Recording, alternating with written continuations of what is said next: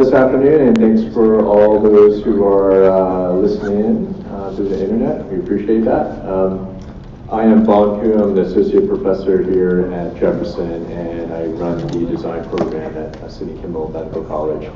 We're really excited to hear the final capstone presentations from our students who've been working hard all semester looking for opportunities to redesign our primary care clinic here at 833 Chestnut, which I learned is probably the busiest single-site primary care clinic in the country with over 80,000 visits per year. Is that right? Did anyone surpass us yet? You haven't heard anybody. No. All right, so if anyone's listening to the stream and if anyone wants to dispute that claim, just reach out to us.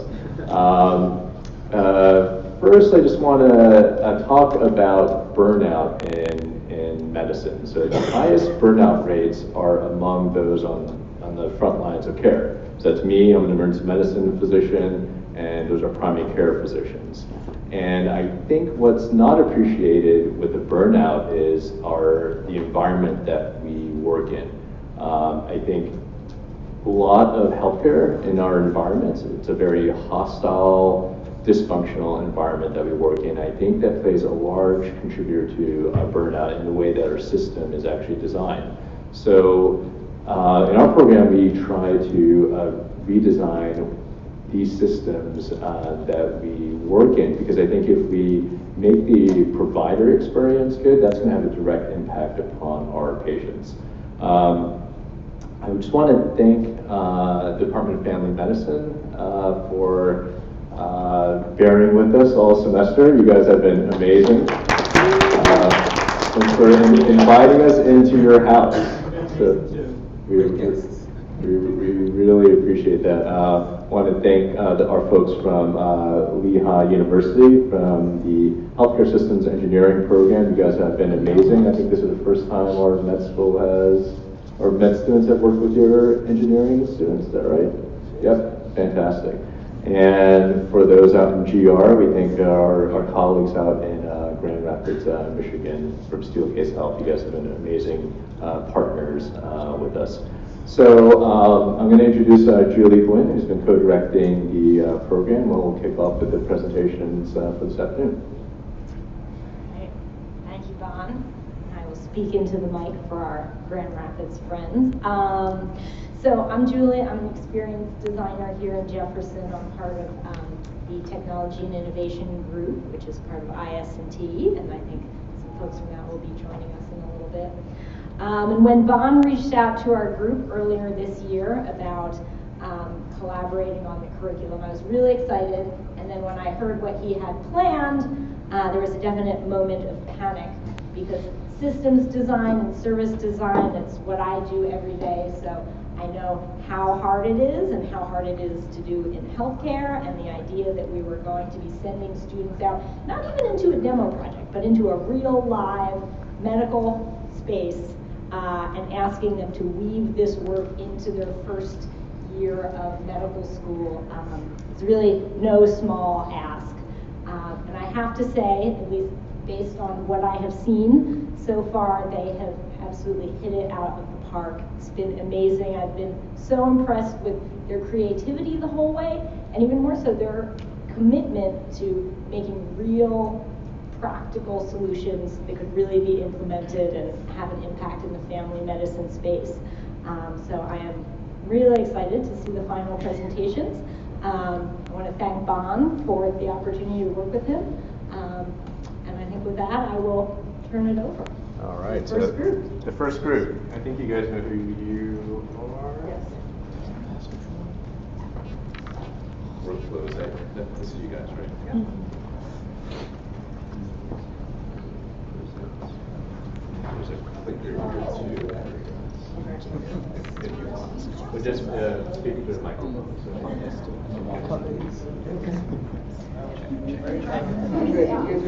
Is it working on it? Good afternoon, everyone. My name is Alexis Cooper. I'm part of Team Workflow, and we have Arjun. Go ahead. Arjun. I'm Paul. And I'm Karishma. So we had the privilege of exploring inside of the exam rooms at the Jefferson Family Medicine Clinic, which was very interesting because we, going into it, we weren't sure what we were going to find. And so basically we're just going to take you through our journey of exploration and show you guys kind of the things we found and ways we thought that we could help improve efficiency in the exam room. So to start off, Arjun's going to show you guys information about our different site visits, and we'll kind of go through and walk you through our thought process with design.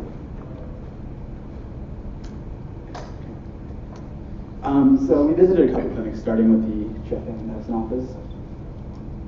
And a couple of the big problems that we had at first was the physician would come in and immediately go to the computer and not face the patient while they were talking. And while taking notes, they'd be able to see what the patient was reacting to and see exactly what the patient was feeling. And this is just another angle. You could see Alexis typing on the computer, looking away from me, who's very happy for some reason. But the overall layout of the way the doctor came in, didn't acknowledge the patient, would do very minimal face-to-face looking at during history taking, was a problem that we found many clinicians had with the system and patients. Another issue with the office was that the electrical equipment was right next to the sink, which was right next to the sharps container, and it was all in this very congested area that wasn't good for history taking. And so this is just a video of what an exam would look like under this current setup.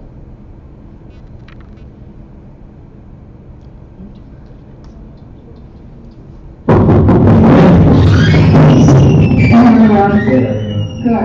Coming in for today. Yeah, I've had a lot of pain in my left ear recently. It's been causing me a lot of problems, and I can't really get through my day. Right. Can you tell me a little bit more about when it started? It started about 2 weeks ago. Okay. And I've tried everything to make it better. It hasn't been getting better at all. Okay. We can take a look and see what happens.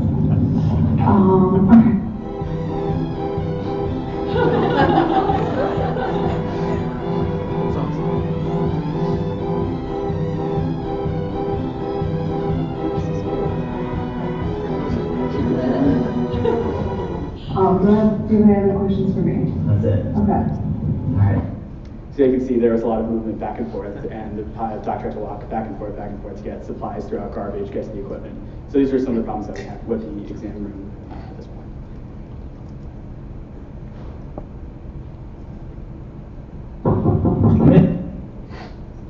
Okay. So our first visit outside the family medicine office was to the OBGYN clinic at Jefferson. And so their solution for having a more face-to-face interaction with the patient was to have this hinge that allowed the doctor to communicate with the patient and type and take notes at the same time. So as you can see, the doctor would be able to sit and look at the patient who was sitting on the exam table. And when the doctor was done taking notes, he was able to push the computer over to the wall so it was out of the way so the physical exam could be done. And our final visit was to the Stephen Klein Wellness Center. And the biggest insight we gained from this room was the table that was placed right here. And this allowed what we call a coffee shop approach, for which the patient was able to sit across from the doctor at a table, and the doctor would have a laptop that he was able to take notes on across while looking at the patient. And the exam would proceed on the exam table. So after exploring what we have here at home, and then also looking at the OBGYN clinic, and then going to the Stephen Klein Wellness Center, we decided as a group that something that we should tackle, and that was of need, that the physicians conveyed to us, was to find a way for the patient history taking to be completed while eye contact was maintained, and to really help for the connection between the physician and the patient to be established during the exam. So with that, and with our visits, we decided that our target population and what their point of view would be was that they were a time-pressed healthcare provider at the family medicine office that needed to find a way to talk, empathize, and maintain eye contact with their patients, all while doing this and taking a history. And of course, because time is of the essence, this all needed to be done within 15 minutes, which is the standard appointment time slot that currently exists at the family medicine office.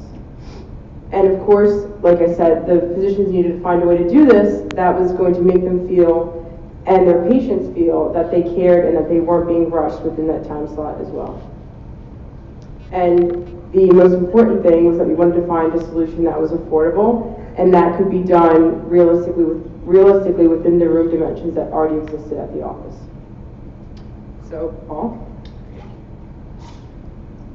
Cool. So,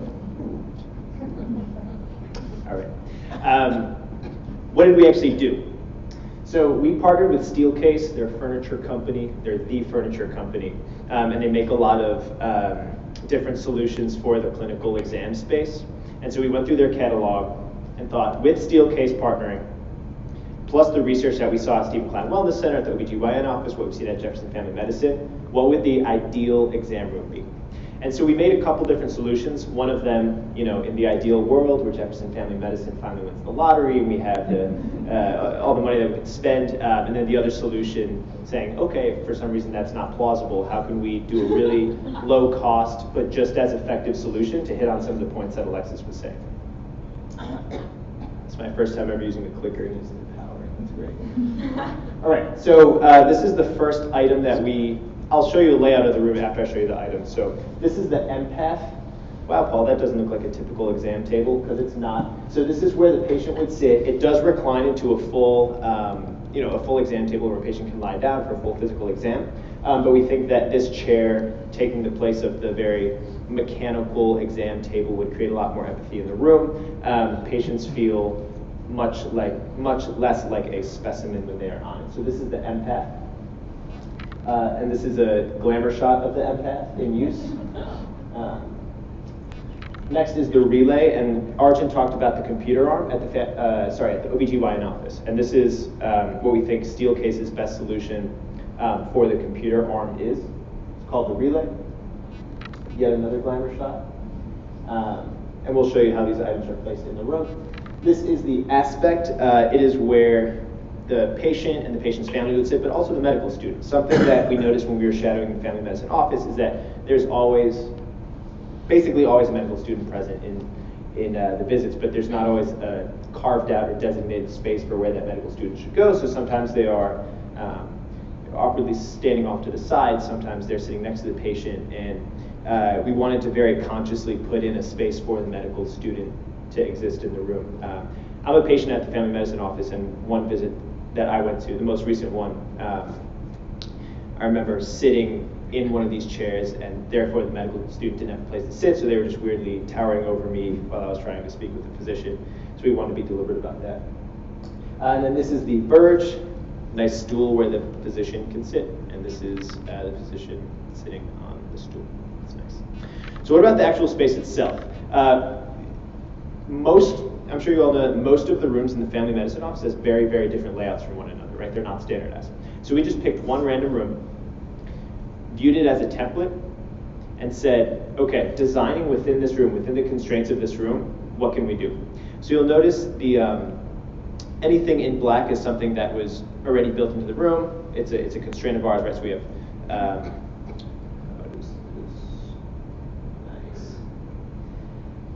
we have the sink and the counter space over here that's immovable, a little cylindrical pole over here. This is the door right here. So designing within that space, the biggest and most noticeable thing that we tried to attack was a separation of the exam space and then the conversational space.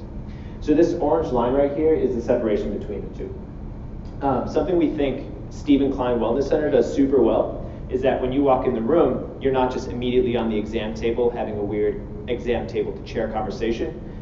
You are all in this little conversational space, and we tried to replicate that here, right? So patient walks in, they're in the aspect, physician is on the verge, this is the relay, so they can communicate directly, making direct eye contact, and this is a nice little coffee shop style setup, right? You're sitting across from each other, making eye contact, having an empathetic conversation. We noticed that during our visits, there's a lot of stuff that needs to happen on the exam table, sure, but the majority of it actually we found did not need to happen on the exam table, which is why it's important to carve out this sort of space without the specimen-like nature of the exam table. So that being said, once the physical exam actually needs to happen, physician and patient go over to the exam space, And so this is where you have the vitals tools, this is where you have the actual exam chair itself and all of the medical part of the interaction that needs to happen versus just the conversational part. So that's the main division of the room that we think would be incredibly important to achieve our goals in the office. And this is a video of what a patient interaction might look like in the new setup versus the old one.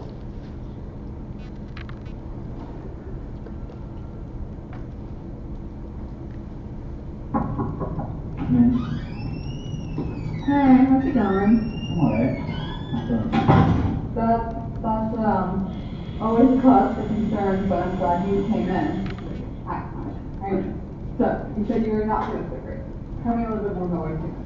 So I've been having horrible left ear pain. So can you tell me a little bit more about things that are worrying you in general? Yeah, I've been a little stressed out. I haven't been able to go to my job. I'm really glad you came in. I know it's really tough when you deal with health and money. So, let's record a little bit about what this condition is, which side is it?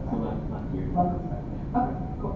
So let's have you open up the vesicle and check out your ears.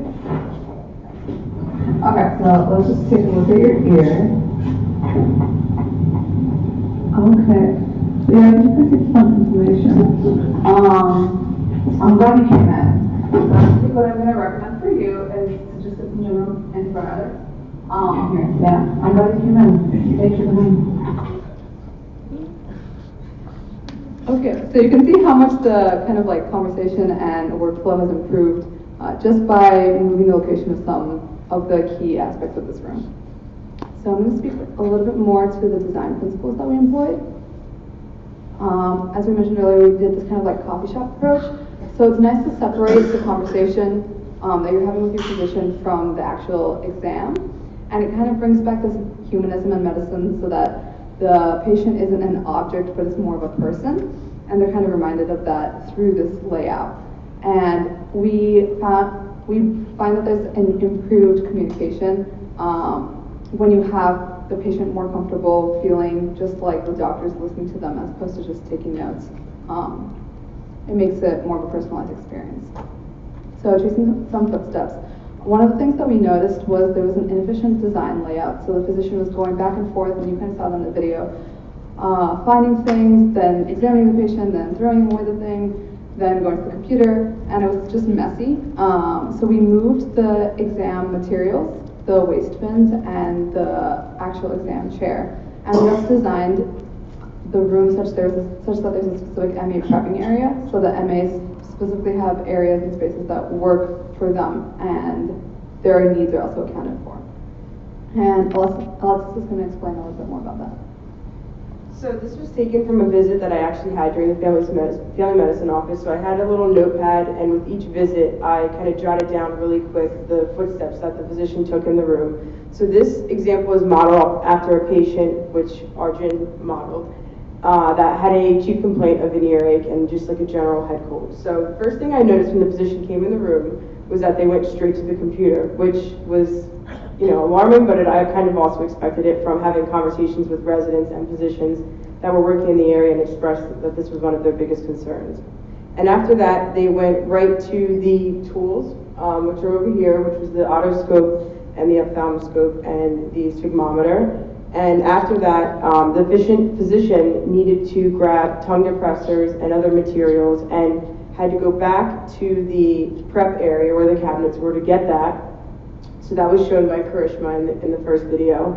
And then after that, went back, examined the patient, and then because of the location of the trash bins, which were initially over here, the physician then had to go back with the materials that they had used and throw them out. And then this right here is just showing where I was during the visit, and then in a different visit, which wasn't highlighted in this schematic, one of the MAs didn't have room to prep over here because this was where the physician was occupying space, which is currently where the computers are is in this area. So they kind of used this area as a prepping area, which is why, as Karishma stated, that with the new setup we have, it's nice that there's space here for them to utilize that and for everyone to kind of have their own area. And so after that, we kind of retraced what it would be like in our sample video that you just saw. And so the blue dot is the physician, and then the green dot could be, the green dot is the patient, and then the orange dot could be either a medical student or an accompanying family member that was on the visit.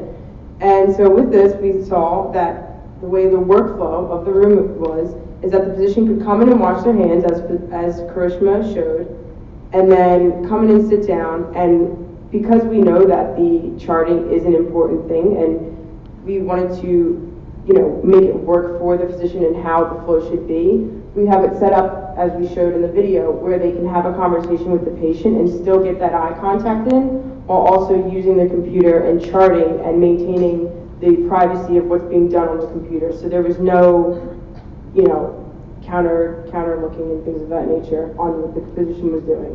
And of course, the way the arm is set up for the Steelcase product that we highlighted is that when information sharing is necessary, or when a physician wants to incorporate their patient into that aspect of the exam, they can easily, with the dexterity of the arm that we are utilizing, the relay arm, they can do that. So it kind of gives you both the privacy if the physician needs, and also the opportunity to educate the patient and share information with them.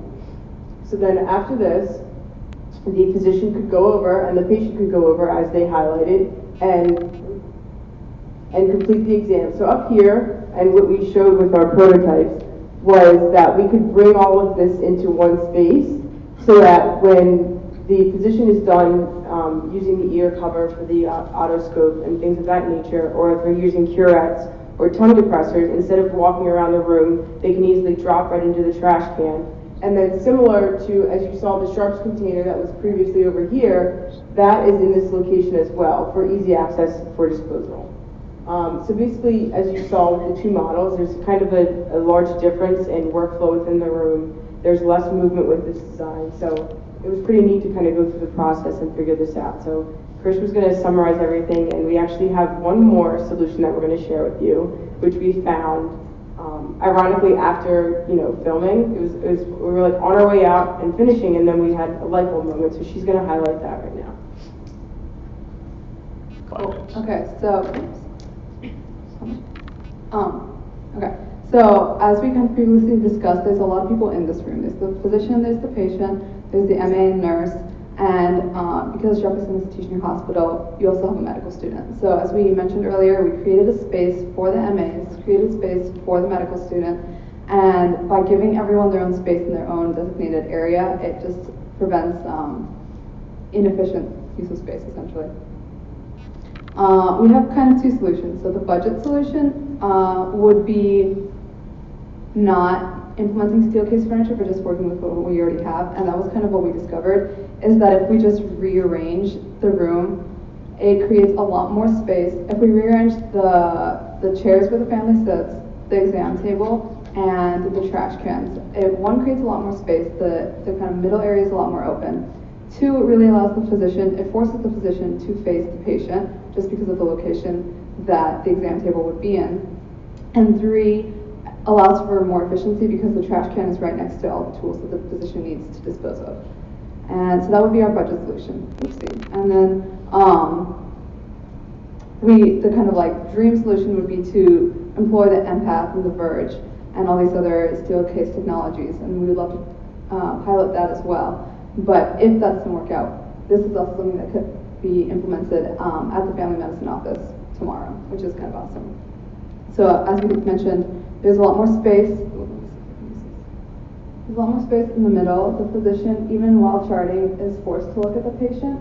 You see the trash cans over here next to where you would have the normal tools, and the family's chairs would be kind of across from me. And it just keeps everything a little bit more like breathable, open space, and the patient, I think, feels more comfortable in just talking to their physician and having that eye contact and that conversation. You see that again with the patient chairs, or sorry, the patient family chairs. Glamour shot of us both.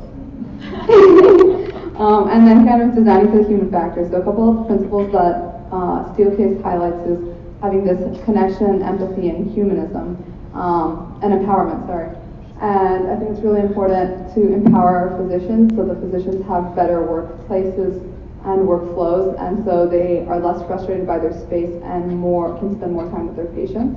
It's empowering for the families because they'll be kind of like closer to the family and less awkwardly placed, and so patients can be more empowered and just feel more comfortable.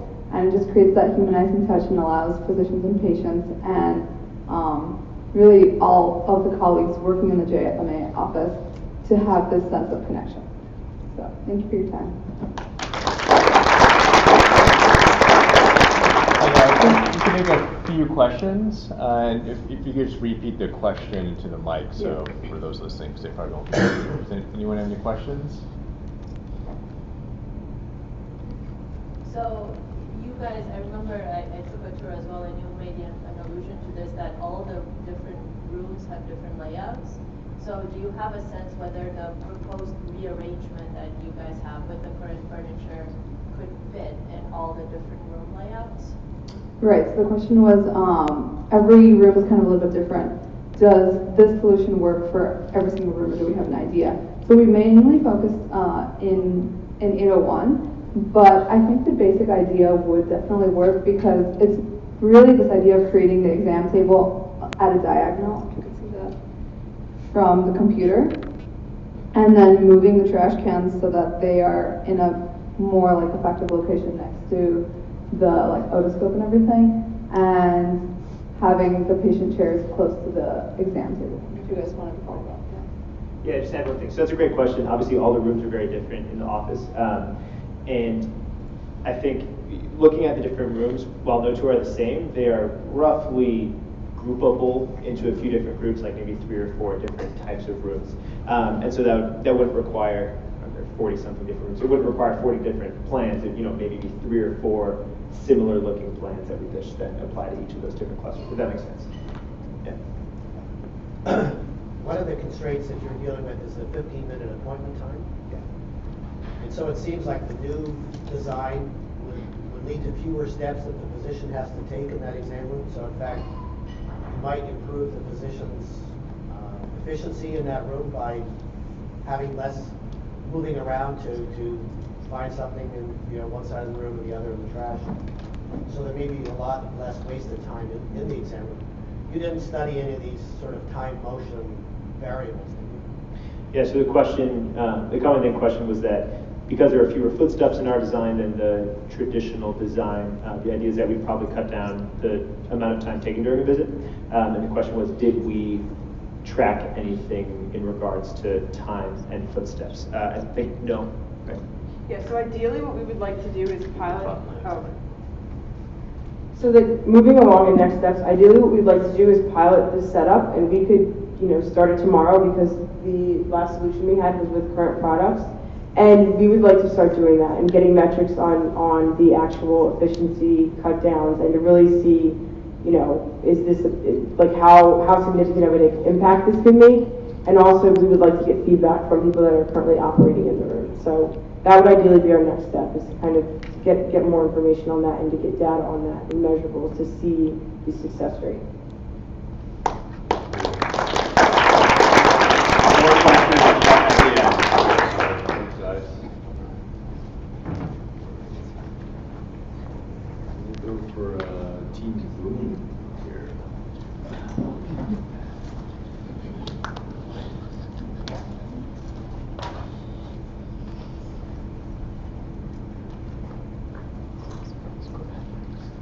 All right, guys, we're trying to tweet and YouTube and do all this stuff at the same time. I think it's going all right. So We'll do like 20 minutes. Okay. Hi everyone, my name is Adesola, and this is Colleen, Jane, and Mike, and we are Team Boom, or Team Patient on Time. All right, so our program really centers on tackling the late patient. So earlier on in the year, when we initially met with the family medicine department, we got a lot of feedback talking about how patients were always coming late, or some patients came late, and that tended to affect the productivity in the workspace. And when patients typically come late, we try to map out, as you can see here. I never used this before, so. All right, so we tried to create a workflow, an idea of what it would look like if a patient came late. So one of the things that was a problem with late patient is the communication. Obviously, if someone comes late, you have to then figure out how to tell a physician that this person showed up late, and the physician is probably already seeing a different patient that time, and then trying to get that person's attention might take away from the time that that physician is already spending with that current patient. And so that already poses an issue in itself. And then if you do choose to see this late patient, it could affect how much time you're spending in the office. So everybody likes the ideal 8 to 5, and if people keep showing up late, you might end up spending probably an additional 2 hours not getting home till 6 or 7. And then the late patient also has also has a negative effect on the workflow in the office. You have staff members really trying to coordinate, okay, this person showed up late, who gets to see this person, how do we tackle this issue? And then finally, just running around trying to tackle this person can lead to diminished productivity. Jane. So it's established that it's tough to deal with a late patient, but we wanted to learn a little bit more about the situation, and the conversation turned directed more towards the patients themselves, since the late patient is the source of the issue. And as we were talking about the patients themselves, they kind of settled into different categories of types of patients who frequently are late. The first category that we talked about was the transportation patient. And this is kind of a unique patient in the case that they understand kind of the issue themselves, and there's not a whole lot that they can do about it. Transportation to and from the clinic is a really awesome service, and it's free, and a lot of the patients utilize it, and it's really important to them, but timing-wise, it's relatively inconsistent. So a lot of times, the conversation is had between the patient and the staff to try to accommodate for that the best they can in terms of scheduling to alleviate that timing issue.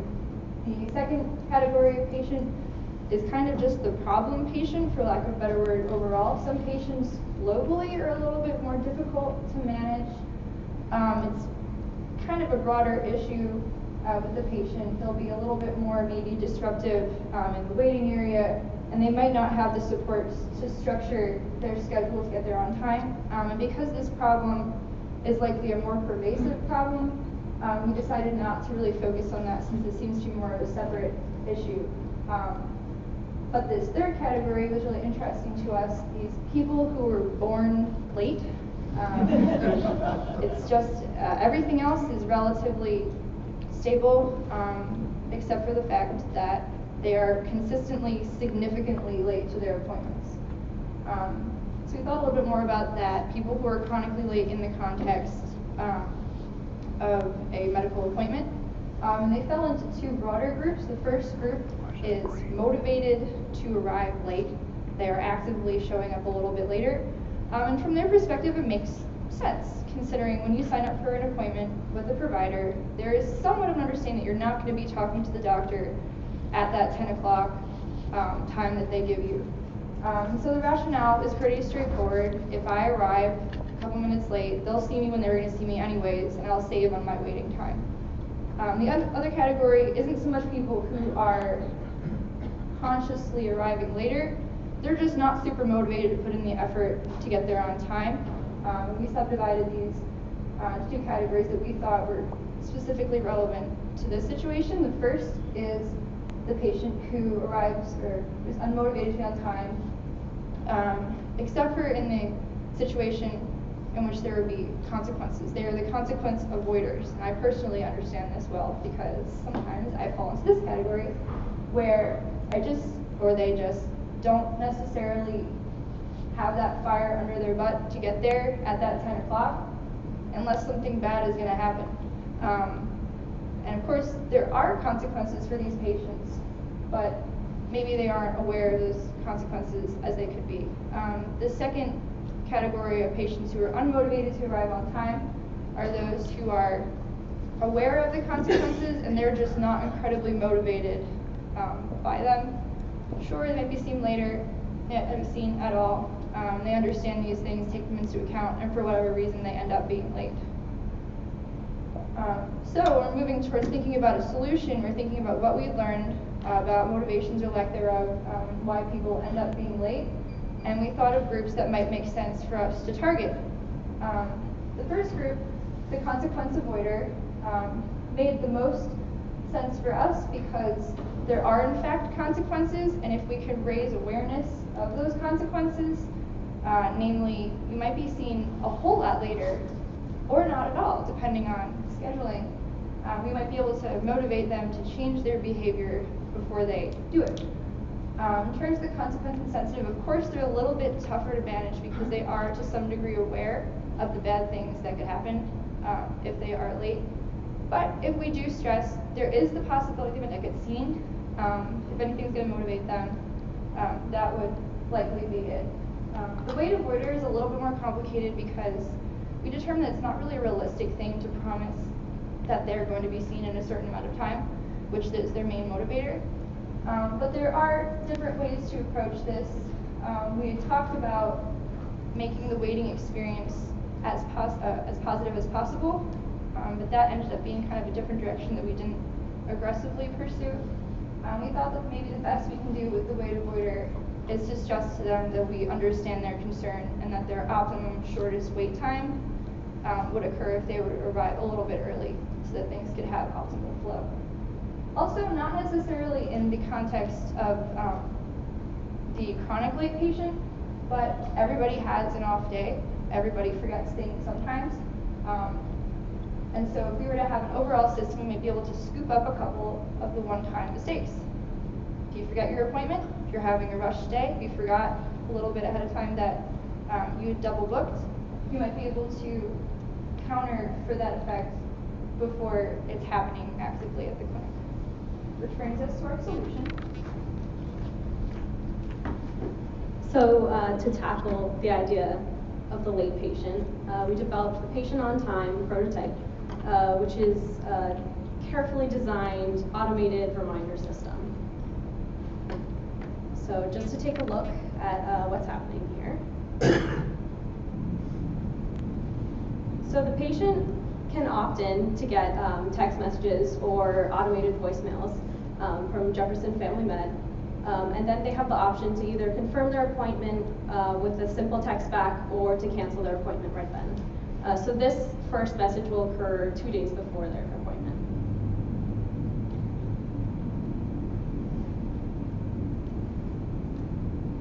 Okay, so if you decide to confirm your appointment, you're then given the street address of the Jefferson Family Med office. And then you're also asked to arrive at least 15 minutes prior to your appointment to complete your registration. And it also gives a little bit of a negative consequence here in saying that patients arriving late cannot be guaranteed to be seen, which is the case. So we find that to be probably the best motivator here. They're also given access to the Jefferson Family Medicine website. So if they decide not to confirm their appointment, it'll look a little something like this.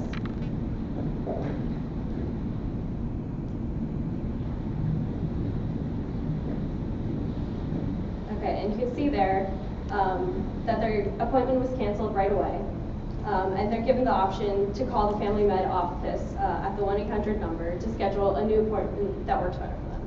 So it's a pretty simple process. All right. So they're given 2 appointment reminders. The first is 2 days prior to the appointment, and the second is 1 day before the appointment. And we found, talking to different companies about automated systems, that these are the best times that will give the most effective change for patient behavior. And as you saw, there's a really simple confirmation and cancellation process. And that really helps out Jeff Family Med to keep track of what patients they can expect to see that day.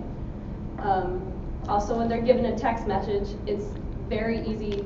If you have an iPhone or an Android phone, you can just click on the date and it'll automatically create a calendar event for you. You can get notifications. It can tell you when to start leaving your house. We're trying to utilize the tools already available to the patients. And of course, then we also give them access to the website by giving that link at the bottom there. And so as we've touched on, not only does this service serve just as a reminder, because we have both the 2-day reminder and the 1-day reminder, but it also doesn't explicitly indicate the benefits of arriving on time, but it definitely hints at some of the negative consequences without attacking the patient in a super negative way. And Can you out just of speak all into of- the microphone a little bit? Great, thanks. And out of all of the 100% of the patients that we surveyed said they had access to SMS texting. So this service would target all of the patients that we touched on earlier. And in addition to reminding all the patients about their appointment, we could actually get the service that we decided on has a really great feature where we can get both qualitative and quantitative feedback. So after their visit, they'll get another text message asking them to rate the visit from 1 to 5, and also allows them to type any additional comments or concerns that they had. Because I know if I was sent an email after an appointment, I'd be much less likely to go through my email, go on the computer, and submit a survey than just to type back a number. It's much easier. So that would give us a lot of input down the line to be able to adjust and tweak our system. And additionally, so we realized that some patients prefer getting text messages while others prefer receiving voicemail. So after looking into a lot of the options in these systems, we found that we could both send a voicemail message 2 days before the appointment and then a text message a day before. So we could target both kinds of patients, and either they would see both or just see one, but either way they would see the reminder. And these preferences are in the system when the patient registers, so all that information is already readily available to us. And as I touched on, we have this survey system where it's a little hard to read, it's a little tiny, but asks you to, you'll get a text message after the appointment asking you to rate your experience. And so just to touch on some of the costs of the late patient. So not surprisingly, the late patient leads to some financial costs to the clinic, but it also disrupts the workflow in terms of the physician and all of the medical personnel. But also every single patient ends up having to wait longer. So it just creates a lot of chaos and for everyone in the clinic. And some of the logistics. So we looked into a system called 1-800-NOTIFY that very conveniently integrates with Epic. And they send the automated voicemails and SMS text messages, and they provide a 30-day free trial, which would be a really great way to test out and pilot this prototype. So they had a couple options in terms of payment. You could pay for text message, which obviously would not be a great idea in such a large clinic, such as Jeff Family Med. So the fixed rate pricing comes out to $75 per month plus $40 per provider. And with our help of our friends from Lehigh, using some of their data, we found around 1,500, or about 1,500 late patients per month. And so we do a little math, comes out to around 40 cents that you'd be spending for these late patients, and ultimately the amount of money that you would save for preventing the late patient in the first place would greatly outweigh that.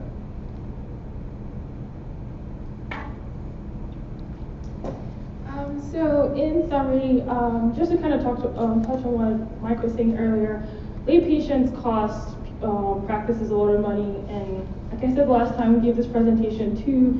There's a hospital in Pittsburgh that spent $150 billion in a year, tackling this issue of late patients. So we do see this as a financial burden for practices, and we are trying to tackle this problem.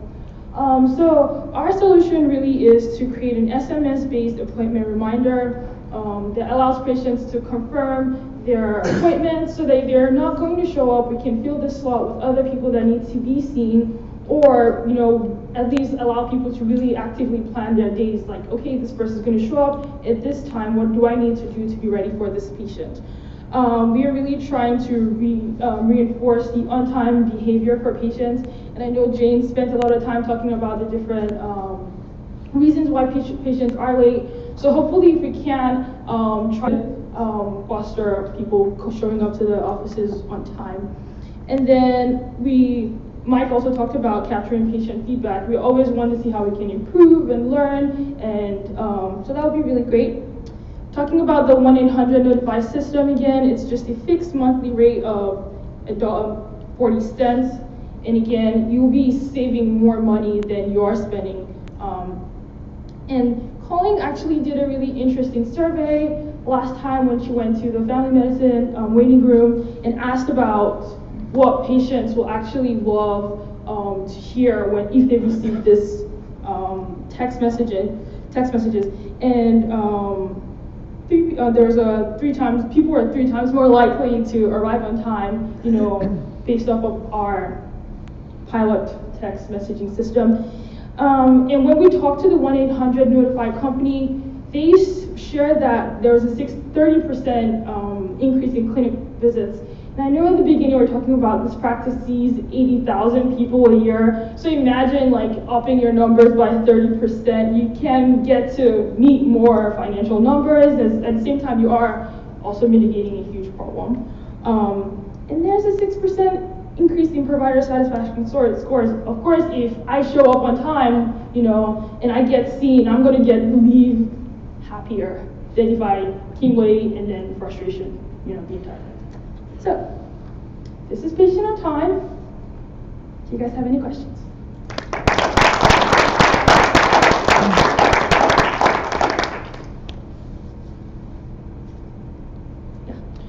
I like how you guys added the feature where you can submit a 1 to 5 rating of the visit. I'm wondering how you envision the office might use that data.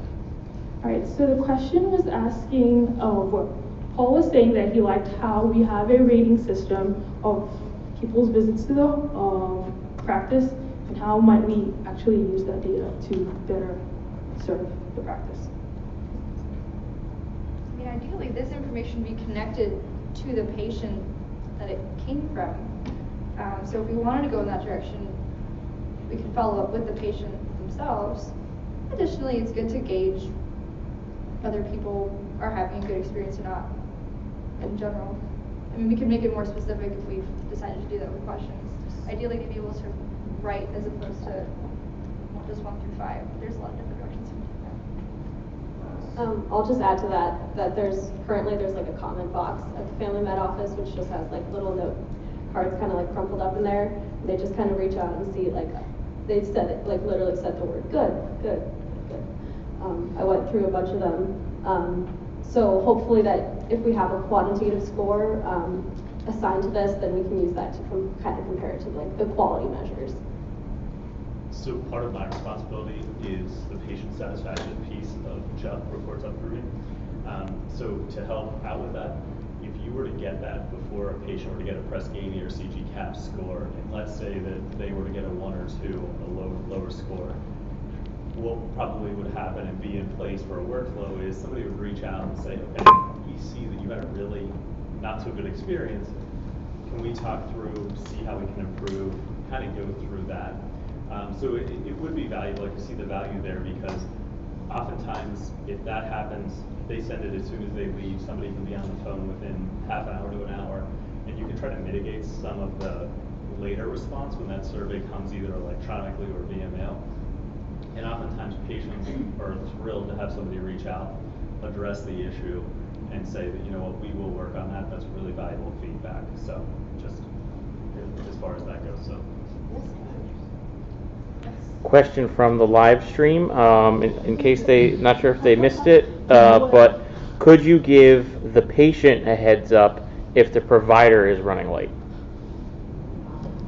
So the question that came via the internet was, could we give the patients a heads up if the provider's running late.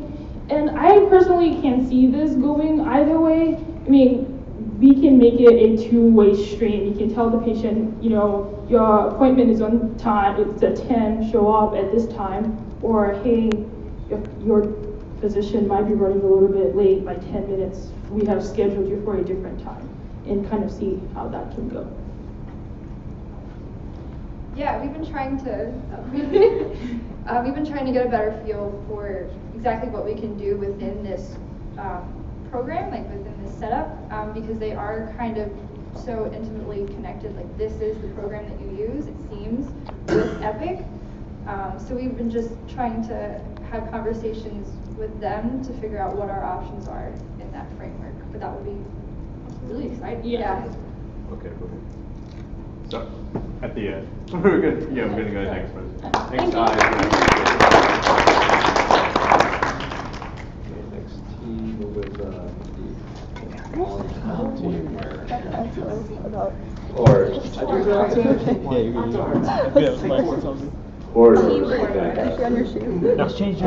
thanks. What I'm learning from these presentations is a lot of this toolkit that I think, you know, you go through med school or residency training, and then we go into practice, and you're like, these problems, like, what do I do if the patient shows up late, or I'm running late as a provider, or the room sucks, and I'm like, I learned a Krebs cycle in medical school, which is good, but I never learned how to deal with, you know, have these tools to deal with these like intractable problems that we see all the time, and so I love the solutions you guys are coming up with.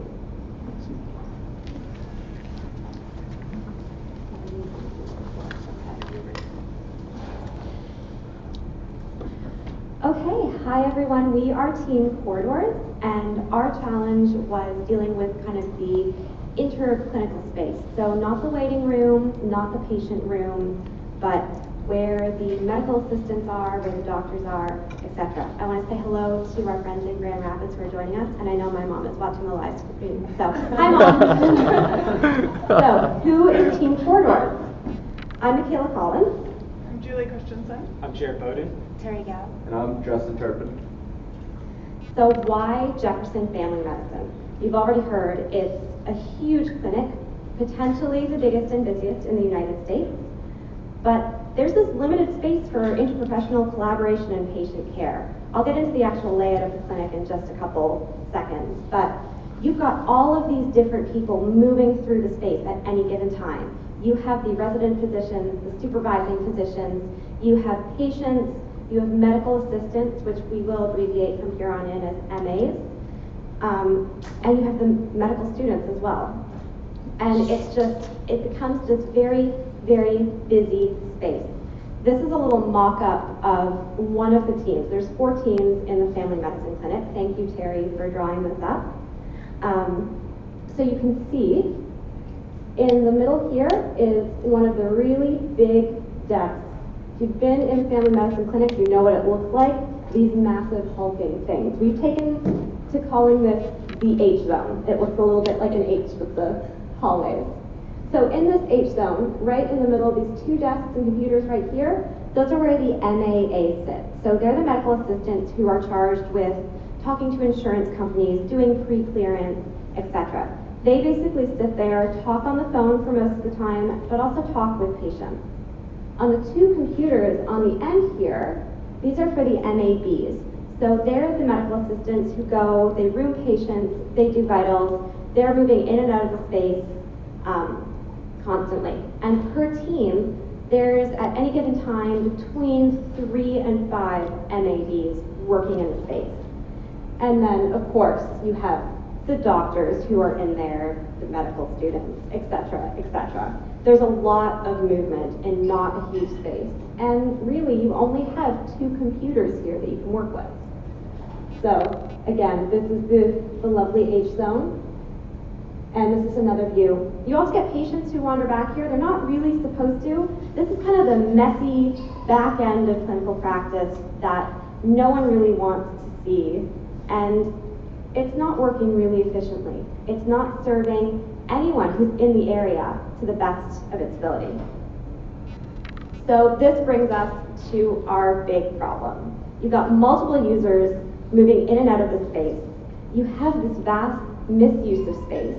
So in addition to this H zone, there's these 2 rooms off to the side that we call side rooms. And right now they're being used for vaccine prep, they're being used for storage, but there's a lot of space there that isn't being used to its full potential. They're also inefficient. You have 2 computers, so MAs are constantly fighting over computers. They're not available. Doctors need the computers, etc. And this kind of ties back into the history. The space that the family medicine clinic occupies right now wasn't actually meant to be a family medicine clinic. So when everything was kind of implemented, things don't necessarily work the best way. You have these inefficiencies. And so these little cards were filled out earlier on in the year, and we found this one and thought it really kind of encapsulates what we feel is happening in the space currently. This is from a family medicine resident, but is by no means a unique point of view. So everyone's trying to provide this comprehensive, compassionate care to complex patients from across the lifespan. You're dealing with patients who are running late, you're dealing with other clinic issues, etc. Doctors are generally running a little behind schedule as well. And because the patients aren't being kind of roomed on time, everyone's everywhere, they can't find a computer. They need computers to enter their notes in, and oftentimes the only ones that are really available to them are in the preceptor room, which is way far back out of the clinical space. As soon as you leave the H zone, you're away from the MAs, you're away from the patients. It's a long way back. Everyone who works there knows. So how are these people feeling? Frustrated, they're angry, they're helpless. And to present some kind of hard data on this. So, moving beyond this individual narrative, we wanted to look and see more what is the extent of these issues and what is the nature of them. So, in conducting a survey, we found that 86% of physicians do not feel comfortable using computers in the H zone, yet a majority of physicians agreed that staying in the H zone would make their practice more efficient. We also found that the MAs feel that the computers are available for them only 37% of the time when they are needed. So what is the cost of this in time and in dollars? Well, breaking it down, we saw that on average, the MAs were spending 8 minutes per hour looking for their MD partner, and they spend around 10 minutes per hour waiting for a computer to open up. We also found that the physicians are spending, on average, 10 minutes per hour looking for their MA partner. So, if we look at this in hours per day, and then expand that out to dollars in their salary, average salaries, we found that MAs were spending 1.8 hours per day, basically wasting time on these tasks, and that this costs the clinic about $28 per day, which sums to over $6,700 a year. This is per MA. And then for physicians, they are wasting on average 1 hour per day. And for the salary, this adds up to about $100 per day and over $37,000 per year per physician. So we clearly have a problem here. Great. So Team Corridors would like to present Entente. Entente is an interprofessional workspace to enhance care team collaboration. It's really interesting. We originally went into this problem trying to make the MAs themselves more efficient. We thought this space was really just for MAs, like many of the people working at JFMA also believe. However, as we started interviewing people at Jefferson Family Medicine, both physicians and MAs, we realized that the problem was really the interprofessional relationship between the two. And this is where Jefferson Family Medicine is going. They're going towards this model where there's one MA and one physician working as a team. So we were thinking to ourselves, how can we design a space that will lead to this team working together more effectively? So one of our first models was this. It was just a simple drawing drawn by our art director, Terry Gow. It's a little bigger. It's got more computers. We knew that we wanted it to have more computers since that's something everyone's looking for. We knew we wanted it to be a little bit more open. So we went and we built an actual model here where we have like little people made out of pipe cleaners and this space with like lots more computers, and we wanted it open, but at the same time, you know, with openness, you kind of sacrifice HIPAA regulations. So we've tried to kind of figure out a way that we could have both. So we have this kind of like nice frosted glass here. And that eventually led us to our final product, which is right here. This is what this looks like. This is Entente. This is the space that we have designed. Now, before anyone gets, before we start looking at this, I want to assure everyone here that this space, logistically, is completely accurate. This is the actual space. The measurements are all correct. We have not sacrificed any of the lateral hallway space on both sides, and also this connecting hallway that patients are moving through to get to rooms. This no space has been sacrificed here.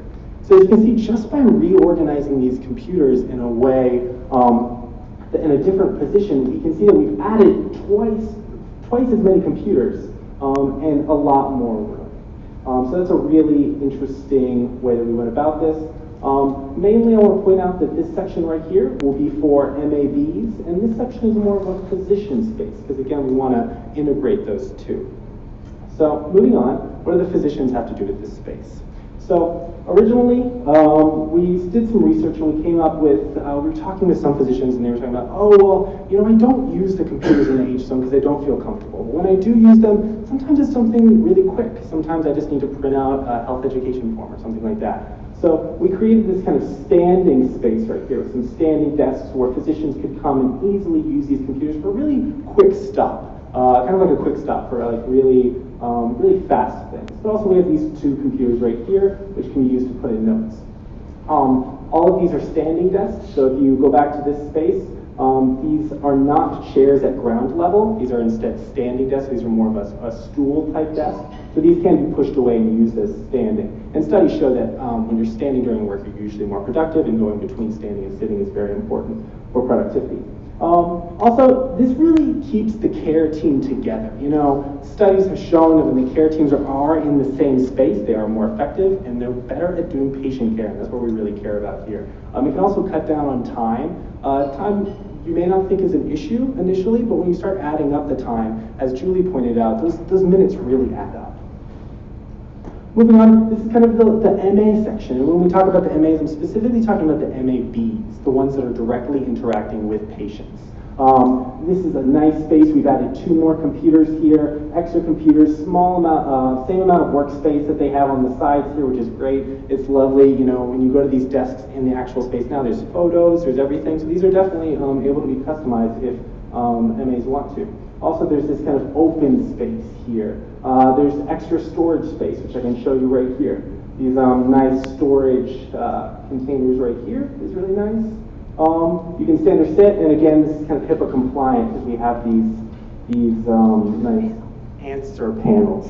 And that's, you know, when we look at this, not only is this realistic in the idea that the actual measurements are realistic, but everything you've seen so far is actual furniture that you can buy. This is actual steel case furniture. They're actually on the line now, so if you guys want to put out an order, I'm sure they'd be glad to take it right now. So yeah, so everything is very realistic. This is something that we can accomplish. Now, the elephant in the room is these MAAs. As we recall, the MAAs are the ones that don't necessarily deal with patients as much. They're dealing with insurance companies, they're dealing with a lot of different pre-certifications, a lot of phone calls, very little patient interaction. What's going to happen with them? Well, we do have an option to have them in the H-Zone. If they would like to be in this section here, if Jefferson Family Medicine decides they can use this, and we can take that away from physicians. Also, the preceptor room. So ideally, we want to get these care teams working in the clinical space as much as possible. We don't want them necessarily back in this preceptor room where they lose track of patients and they lose track of time. So in theory, this preceptor room could fill up, free up a couple computers that could be used by the MAAs.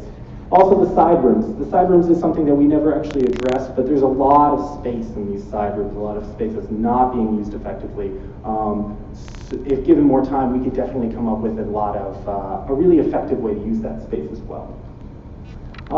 So we're just medical students. Why should you really take our word for granted? I mean, we're just came up with this fancy design that looks really pretty, you know, we got the right measurements, that's really cool, but why should you trust us? Well, first of all, we did our research. You know, we talked to Jefferson Family Medicine multiple times, we surveyed people, we shadowed at Stephen Klein Wellness Center to see how other clinics were utilizing their spaces, and we did lots of consults throughout the entire semester. Also, we had nice meetings set up with some really great partners. We learned a lot from Ewing Cole, Steelcase, and definitely SVA at NYC throughout the entire semester. But also, we're medical students, and one of the things we like to do is our lit reviews. So we went and we checked the literature to see what it said, and turns out this idea of having physicians and MAs working in the same space, sharing the same space, working together is definitely validated. We see here that the North Shore Physicians Group has created these flow stations so that really facilitates communication and really limits the wasted motion and wasted time, which is really great. We also have this nice healthcare design article that did 2,872 observations, and they basically said that clustering physicians and nurses together encourages dynamic discussions, powerful collaboration, and can even increase productivity if they're standing while doing it. So that's great. We have another one here that's basically saying they actually created the space for physicians, maybe if they wanted to be there, and the physicians naturally went there. They began working in this team room space when given the option.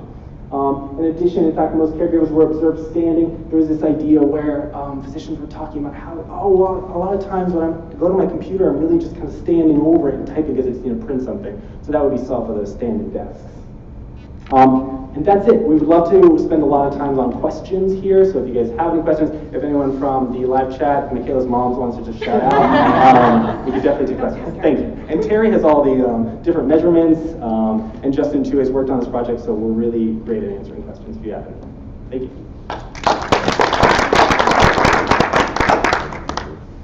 I was hoping you can go back to the schematic of the station. There you go. That's good. This one's better. Yeah, so you have computers on the left, on the outer banks, if you will.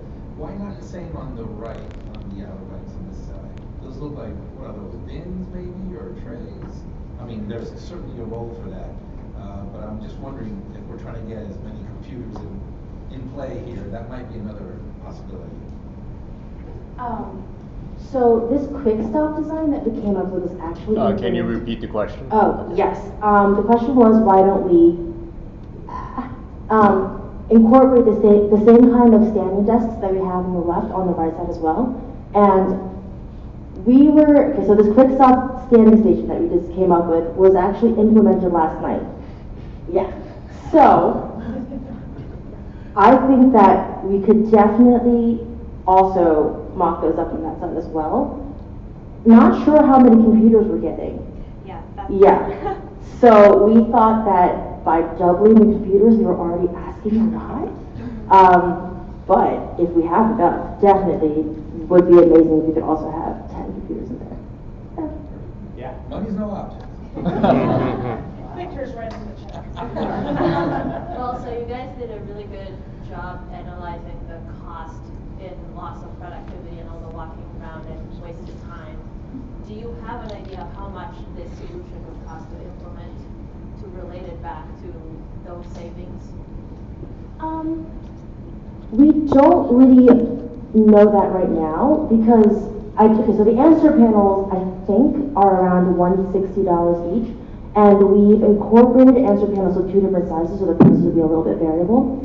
And the thing stools also are all set price, so those things would definitely cost them. The other furniture, however, would be built-ins, ideally laminate, and so with customizable furniture, you would have to talk to contractors, but they shouldn't be too expensive if they're laminate, and it's just the framed boxes with the answer panels on the sides. As well, because they're built-ins, because these are things that are made to last, you're looking at cost savings not over a short term, but over an extended period of time. We've designed this to be something that can be in place, hopefully until Jefferson Family Medicine, I don't know, the rate you guys are growing gets too big and has to take over other floors. We're there. I have another question. I'm fascinated by the design here. So that posterior wall there, remember behind that there's a hallway. And there are patient rooms, correct? So I'm just trying to conceptualize how much space there will be on that other side of that wall where patients can. It would be to the right, beyond that. No, that's right, on this side, that's correct, on this side. So you figured out that you still have plenty of space there. 3 feet of hallway space. Can you just repeat the comment question? So the question was, if we, in our design, we've left enough room for that hallway to still exist and be able to accommodate patients and things like that. And the answer is yes. We've made the hallways, I think, in my design is 3.5 feet. And the doors are 3.25, so if they come out, they can have the space to open completely. And yes, so we preserve that hallway space.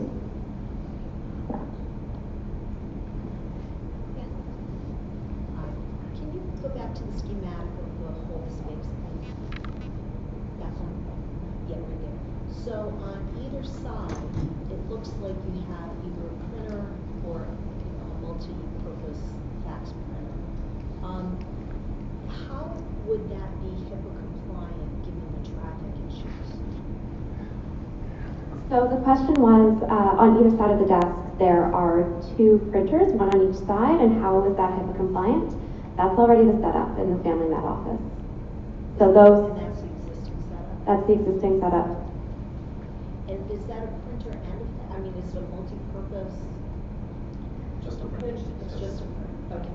Because I'm just envisioning In things the coming in. nirvana of a printer in every office, then that would perhaps not need to be there, but that's another resource issue. We don't have to do that.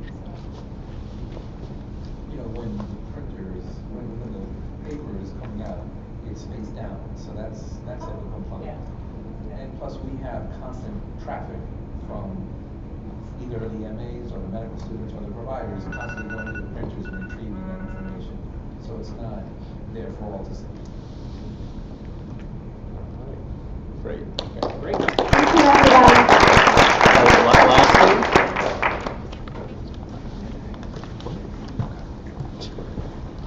So I like this a lot because it kind of shows there's all these rooms for these like micro efficiencies, and we don't think about kind of like both dead space and dead time in the clinic. So love what you guys are doing.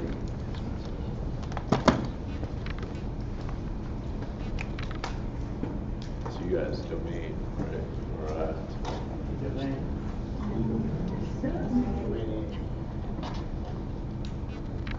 Oh my goodness, no technical difficulties?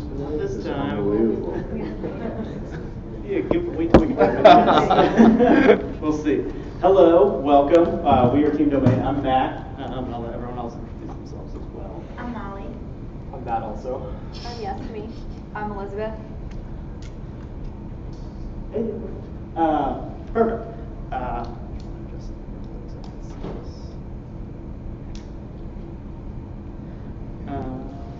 So, just going to introduce our design challenge. We spent a lot of time going back and forth with ideas when we first came up with this problem. So one of the things we wanted to do, and we noticed, was that the waiting room is not optimized for patient flow. And one quote that really stuck was a patient described it as being herded like cattle and almost like a barn.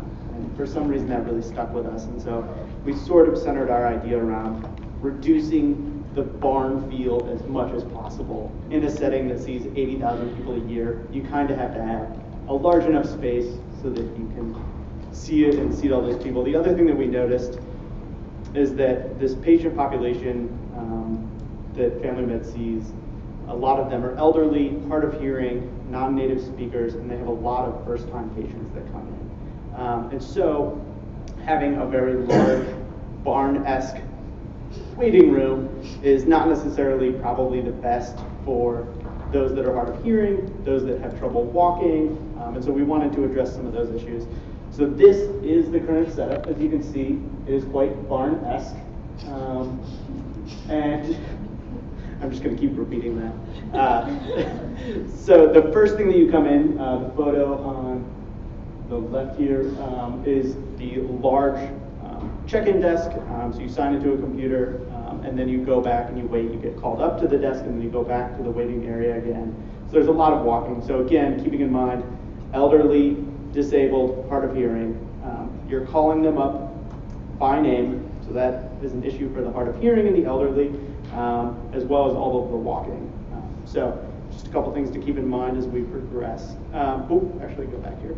The one thing I do want to add is that it is about 4,000 square feet, so it's 30 feet by about 135 feet, so we thought that we could utilize that a little bit better by some of our things. And let's see if we can get this to play. Nope. Oh, there we go. Yeah, you just got to press it. Aha, okay. So here I am. I'm coming in. I'm a casual patient.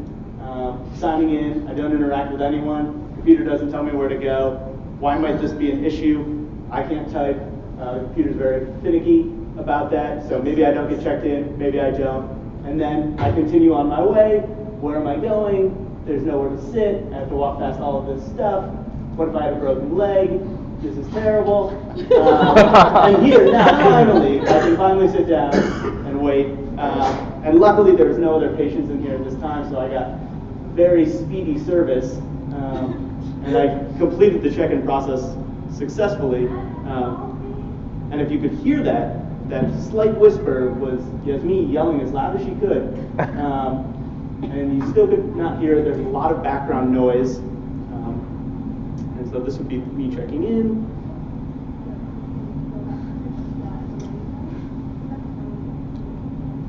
All right. And now I go back to the waiting area before I'm called back. So continuing into the barn. Luckily there was no one else there, so it didn't feel too crowded. But at times it can be very crowded. And here comes our wonderful MA to call me. And you notice that he has to walk all the way over to see me because he has to yell and I'm still very loud. And then I finally hear him and I come and we both walk towards the clinical domain. Okay? And so you can see that there's lots of areas that we can improve on just that small interaction. And one of the things that we did hope to do, and I believe we addressed that, is try to reduce the amount of yelling that patients have to be exposed to. So it's obviously very noisy there. We actually got out some measurements and did some noise measurements in a completely empty Saturday night clinic. The only thing running are the air conditioners, and it's still about 55 decibels, which is a quiet conversation. And so it's a lot of background noise. Doesn't count if you have 100 patients waiting and the conversations that they're having, so it could probably get up to 70, 80 decibels. We didn't measure that. The other thing that we noticed is that there's a huge inequality in the walking distances for staff. So team 1 is the farthest away, and we have some stats on that further, and they have to walk the park, so they have to walk and come get the sheet, call the patient, and then the patients have to walk back. So that's time that's lost by the MAs, that's time that's lost by patients. Some of these patients are going to walk very slowly. And the other thing is that we kind of want to reduce the patient walking distance as much as possible. I know you're probably wondering, that's a bad thing. Patients should walk, it's exercise, it's good for them. Yes, they should, but not in the sense that they are costing you money by slowing you down. So try to reduce that as much as possible. And so we came up with our how might we design a better waiting room experience, reduce that barn-esque feel, as well as improve the staff workflow. And with that, I'm going to give the handy clicker to Matt. All right, thanks. So whenever we first started this project, we came up with a number of initial ideas. We considered doing a restaurant-style pager system. So how this would work is the patient would come in, as they would enter their name into the computer, they would be given a pager. That pager would then go off, call them up to registration, perhaps call them back to the clinical space. We also considered some type of text message system for the patient whenever they're in the waiting room to, again, guide them through the process. And we finally thought of a deli-style numbering system, so the patient would check in, they'd be given a number, that number would follow them throughout the process, call them up to registration, call them back to the clinical space. But what we ended up settling on was redesigning the waiting room. We thought that this gave the opportunity to make interactions more personal, more individual, and encourage more partnering. So that's what we did. This is our first sketch of our idea. What we did was we kept the check-in as is. We got rid of the large registration area that you saw in the videos that Matt presented. Oops. And what we did was we divided the chairs into domains. So each team got a domain, team 1, 2, 3, and 4. Sorry, the numbering's off. And we divided registration into groups at each domain. So here, here, here, and here. And what we wanted to decide in this initial design was where should registration be seated?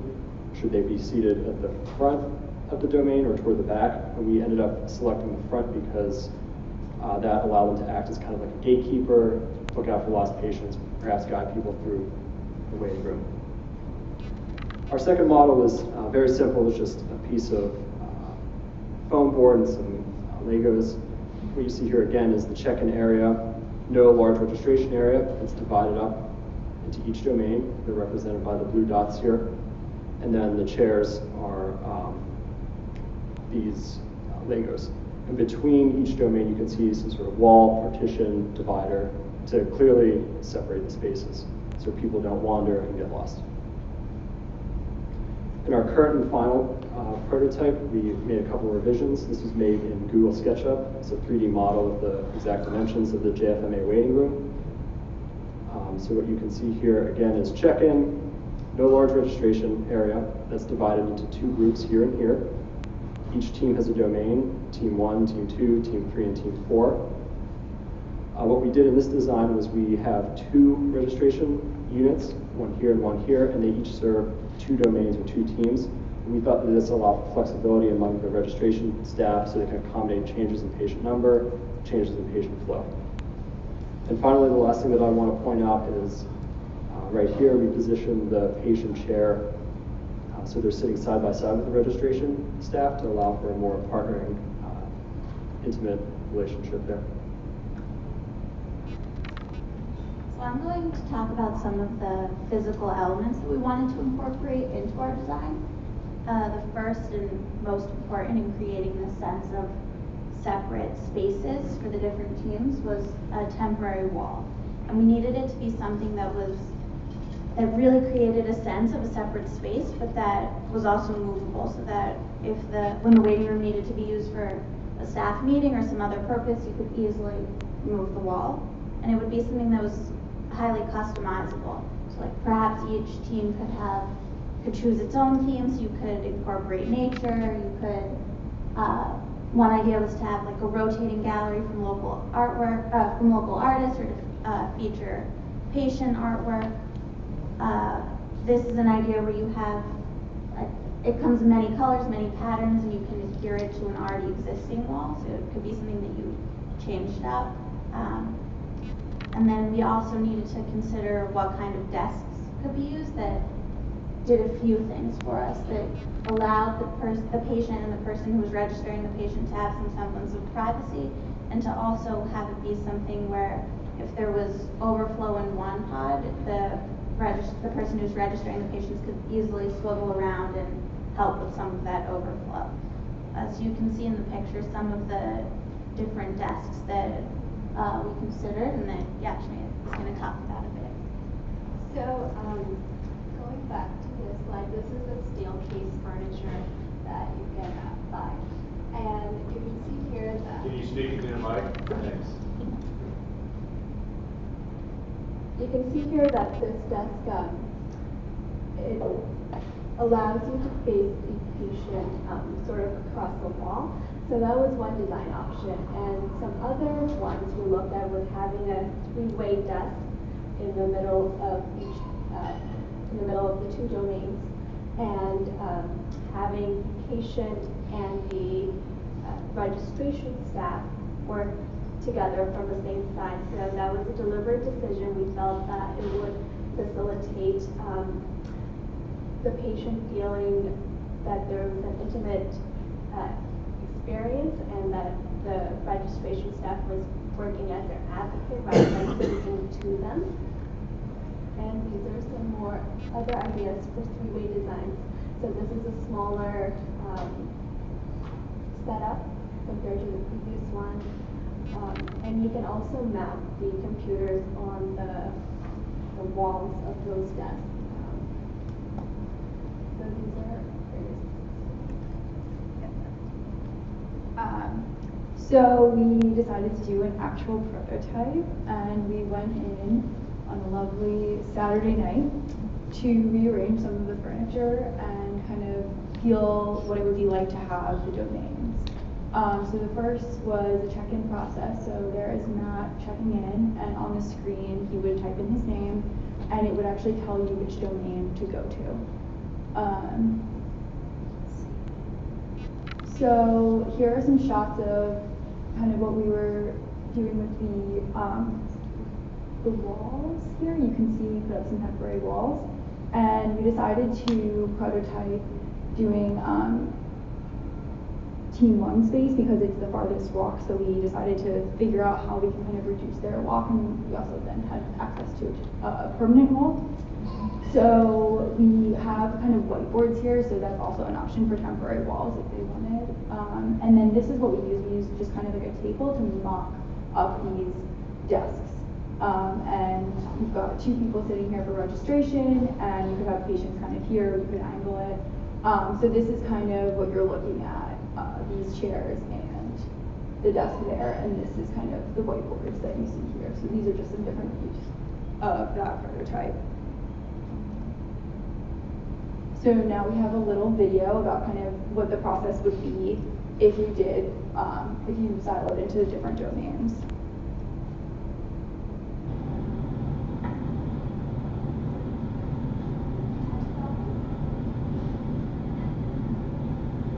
So the same process of registration, kind of calling the patient, but it's a much shorter walk, there's no yelling involved. And they can just have their conversation go about registering the patient. But again, it also provides sort of some visibility of the patient so that you kind of know how many people you're working with, and it's not so separate between like the different teams in the actual registration. It's also a lot closer for the MA to come out, grab the sheet, and get retrieve the patient pretty quickly.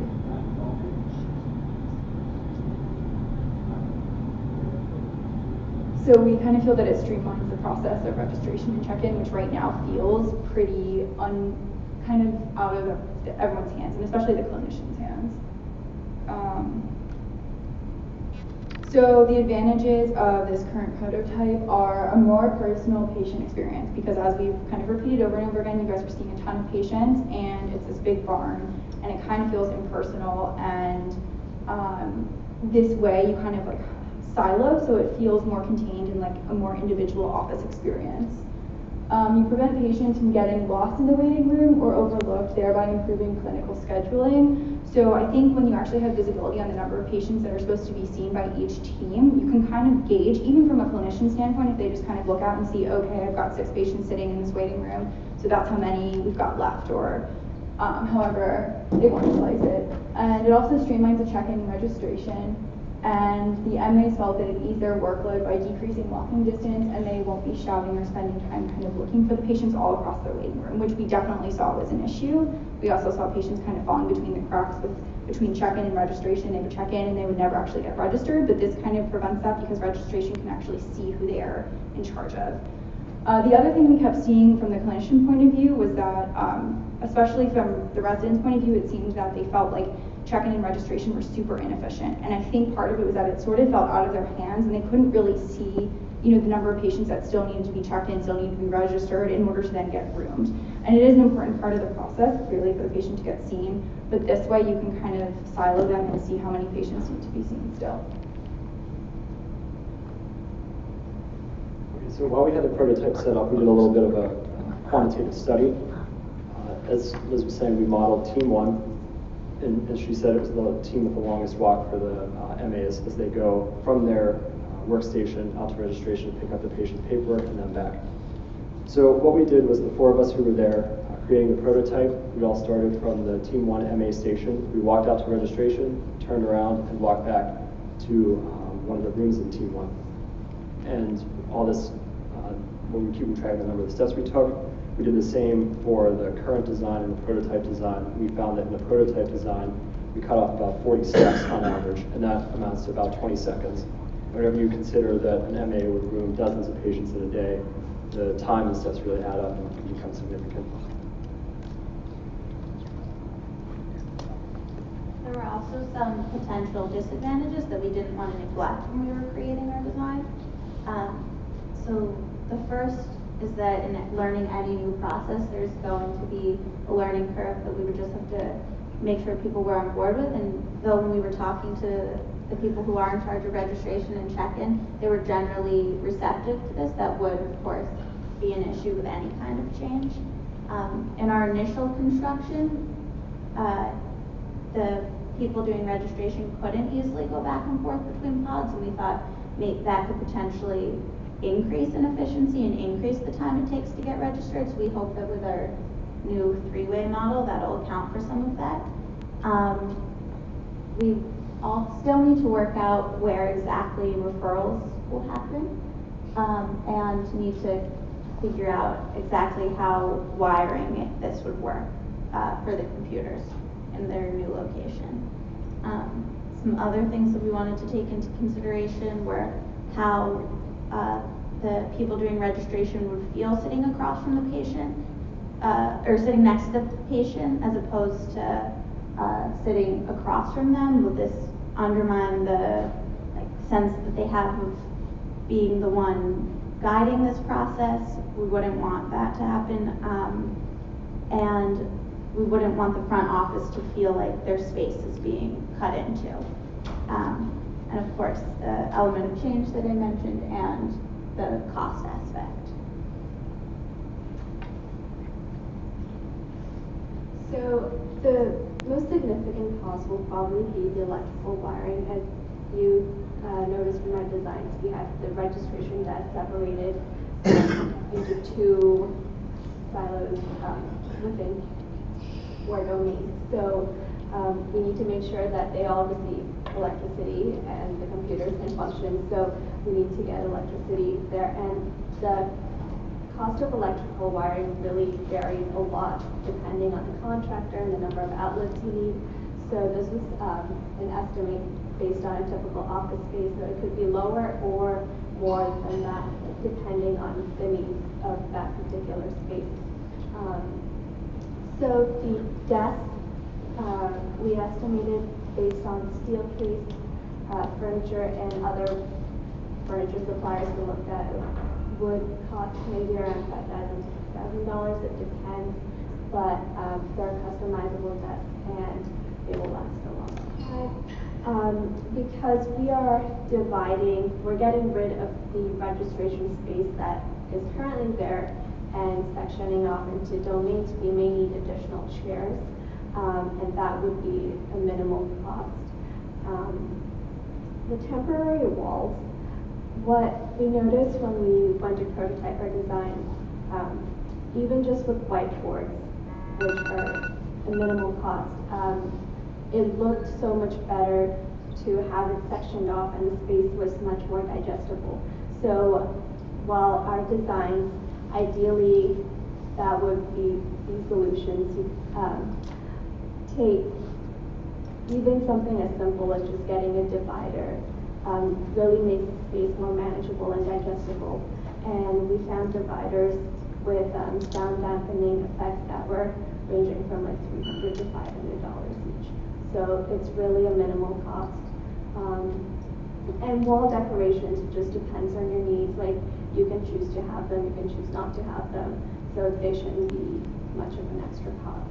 In total, we estimate that you could be spending around $9,000 to $14,000, mainly for the desk and the electrical wiring. And I don't know, you family med may not even have to spend on the electrical wiring.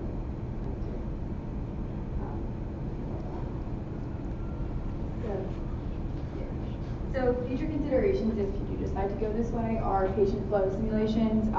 We do think this will actually be more efficient, and we do think this will actually save clinician time just because patients aren't getting lost. The registration will be more streamlined and they can get roomed faster. And in terms of the queuing theory calculations, Molly actually touched on this about having 3 people sitting at each kind of pod instead of having 2. And the idea being that you want more You want to have people available to help if there's kind of overflow in one pod or the other. So we would have to actually simulate that and do kind of a human varied calculation, but we don't think it would be much different than what it is right now for the registration. And before we take any questions, just really want to thank Dr. Vivian Roy. He was a huge help, as was Gail, and then Anthony for letting us break into the Family Med Clinic on a Saturday night and move everything and then put it all back. So with that, any questions?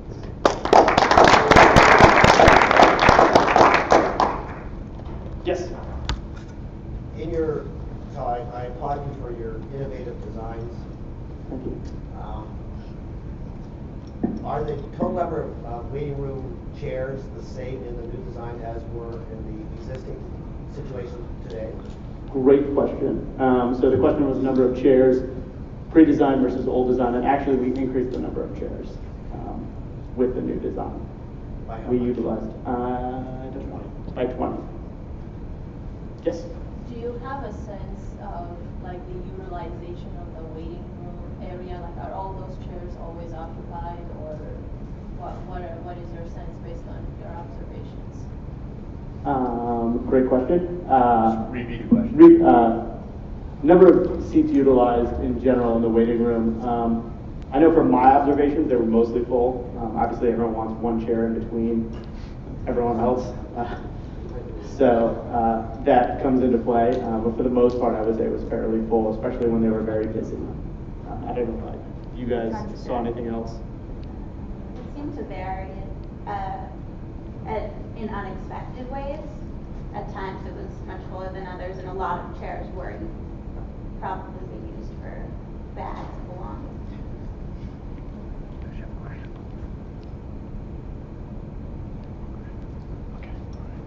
Good? All right. Nope. I just want to read a comment from our friends over at Steelcase. This is Patricia Wang. She says, "Well done. You've all highlighted problems worth solving for and created solutions that the clinic can use as a solid starting place for implementation. Caroline and I are super proud of you all." And they don't have any further questions. Thank you, Steelcase.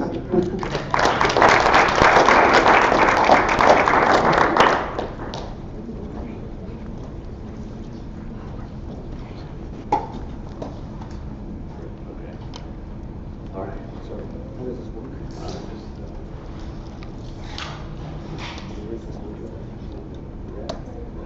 Just when you point, you just might want to verbally, because it gets in. Right. All right, last but not least, our smart engineers from Lehigh. Really excited about some quantitative data here. Thank you, Vaughn. I notice everybody's at the bar right now, so it's probably a good idea. I wish to apologize that Anna and I have to take on the roles of Wajid and Jakin because they graduated today at Lehigh, today's commencement. So they would be here, except that they had something more important to do. They did this presentation a week ago to the faculty at Lehigh University. So if you could just imagine for a few moments that we are two Asian males. We'll go through the work that they did. So please don't think that we did any of this. We did not. They did all this work. They will hopefully do a good job with the presentation, at least as good as. Yes, we'll try not to mess this up. So here's our agenda for this afternoon. We'll just go briefly through what the methodology was and talk about what we did find and what the possible recommendations could be. I'm going to present the first half, and then Anna, as Jackie, will present the second half. So the background you are well familiar with, and I will not spend much time on this. It's obviously a very large, busy primary care clinic located in Center City, Philadelphia, many patient visits, and a significant no-show rate. Again, I think everyone in this room knows what the layout of the clinic is. But this is just a schematic where the examination rooms exist. The preceptor room is not included. We approached this problem from two perspectives. One perspective was the patient experience, and the other was the physician experience or provider. So for the patients, there's a variety of issues, one of which being accessibility. And myself, never having been to this particular clinic at Jefferson before, I found it rather daunting to locate the place. It's on the third story of a large building surrounded by other large Jefferson buildings. Signage can be problematic unless you're familiar with where you're going. And from our measurements, we found that the average 15-minute patient visit entails an 80-minute stay in the clinic space. From the provider perspective, there are a number of issues. Again, I suspect you're very familiar with what these are. These include late patient arrivals, a significant no-show rate.